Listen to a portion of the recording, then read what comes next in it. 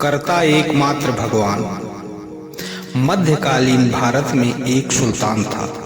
जो भी उसके पास आता था खाली हाथ नहीं लौटता था। इस दरिया दिली के साथ उसमें दाता होने का अहम भी कूट कूट कर भरा था। मांगने वाले उसकी प्रशंसा में कहा करते थे, जिसको नहीं दे भगवान उसको देता है सुल्तान। अपनी झूठी प्रशंसा से प्रसन्न होकर वह मांगने वालों को इतना धन देता था कि उन्हें दोबारा न मांगना पड़े। मध्य भारत में उन्हीं दिनों एक साधु बाबा थे। सभी उन्हें बाबा मस्तराम कहकर पुकारते थे। बाबा रोज भिक्षा मांगने निकलते थे।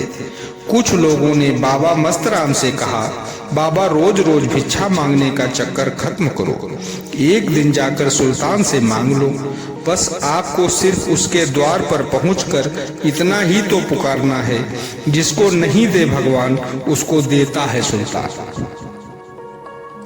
स्वभाव से फक्कड़ बाबा यह सुनकर जोर से हंस पड़े और कहने लगे, पागल है वो, लगता है उसे अपने पर भारी घमंड हो गया है। भला वो है कौन किसी को देने वाला? अरे जिसे नहीं दे भगवान उसे क्या देगा सुल्तान? बाबा की बात धीरे धीरे सुल्तान तक पहुंच गई थी। उनकी बातें सुल्तान को अच्छी नहीं लगी। उसे लगा जैसे बाबा मस्तराम उसका मखौल उड़ा रहे हैं। आखिरकार सुल्तान ने एक योजना बनाई। योजना के अनुसार सुल्तान ने गांव वाले का वेश बनाया, बैलगाड़ी में तरबूज भरे और उधर जाकर बैठ गया जिधर से बाबा मस्तराम भी मांगने जाया करते थे। थोड़ी देर में बाबा मस्तराम भिक्षा लेने निकले। जब वे तरबूज वाले के पास पहुंचे तो उसने आदर सहित बाबा को छांटकर अच्छा सा तरबूज भिक्षा में दे दिया। बाबा तरबूज को लेकर वापस लौट चले। उन्होंने तरबूज एक तरफ रखा और भजन पूजन में बैठ गए। कुछ देर में एक राहगीर विश्राम के लिए बाबा की झोपड़ी में आ गया।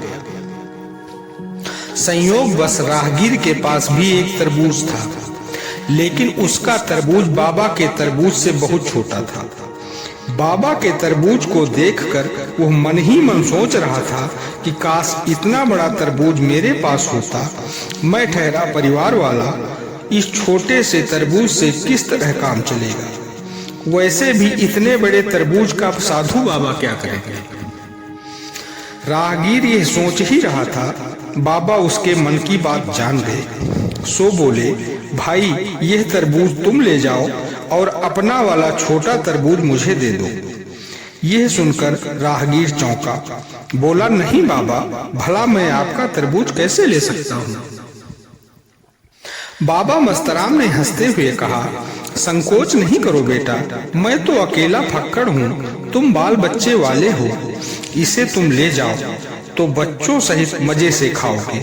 मेरा काम तो छोटे वाले तरबूज से भी चल जाएगा। बाबा की इतना कहने पर उसने तरबूज लेना मंजूर कर लिया। तरबूज को लेकर अपने घर चला गया। भोजन के समय बाबा ने तरबूज काटा। तरबूज बहुत मीठा था, बाबा के लिए पर्याप्त था। उधर कुछ देर में राहगीर भी अपने घर पहुंच गया। इतना बड़ा तरबूज और अच्छा तरबूज देखकर घर के सभी सदस्य प्रसन्न थे। सबके सब तरबूज खाने बैठे। तरबूज को चाकू से काटा गया, मगर अंदर से तरबूज को देखकर वे हैरान रह गए। तरबूज में हीरे मोती जवाहरात छिपे हुए थे। इतनी दौलत तो उन्होंने कभी देखी भी नहीं थी। जब उन्होंने तरबूज को ध्यान से देखा तो समझ गए कि सफाई पूर्वक तरबूज को खोखला कर उसमें धन भर दिया गया था। हालांकि उन लोगों को तरबूज खाने की इच्छा पूरी नहीं हुई थी, पर वे प्रसन्न थे। आखिर एक गरीब परिवार को एकाएक इतना धन मिल गया था। वे इसे साधु बाबा की कृपा मान रहे थे। दूसरे दिन मस्तराम बाबा फिर भिक्षा मांगते हुए उस तरबूज वाले की तरफ चले गए। बाबा को भीख मांगते देखकर वह चौंका।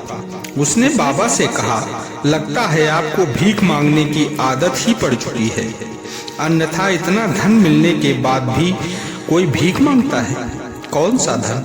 बाबा ने हैरानी से पूछा, वही धन जो मैंने तुम्हें कल दिया था। कल तुमने मुझे तरबूज अवश्य दिया था, पर कोई धन नहीं। अपना असली परिचय देते हुए सुल्तान ने कहा, मैंने कल तो तरबूज दिया था, उसमें बेशुमार दौलत थी। इतनी दौलत कि जीवन भर खर्चा करो तो भी समाप्त नहीं होती। मैं आज इसीलिए बैठा हूँ कि तुम अब भी भिक्षा मांगते हो क्या, यह जान सकूं। बाबा मस्तराम सब कुछ जान चुके थे। वे हंसते हुए सुल्तान से बोले, जिसे नहीं दे भगवान उसे क्या देगा सुल्तान। मन में घमंड नहीं लाओ सुल्तान, देने वाला ईश्वर है। सुल्तान की क्या हस्ती जो उसकी मर्जी के बिना किसी को कुछ दे दे। यदि तुम देते हो तो ईश्वर की मर्जी से ही देते हो। यह कहते हुए बाबा मस्तराम ने तरबूज बदलने वाली संपूर्ण घटना कह सुनाई। वे बोले कि धन तरबूज में भरकर मेरे माध्यम से राहगीर को देने के लिए ईश्वर का आदेश था, सो तुमने पूरा किया। सुल्तान समझ गया कि उसने कितना बड़ा भ्रम पाल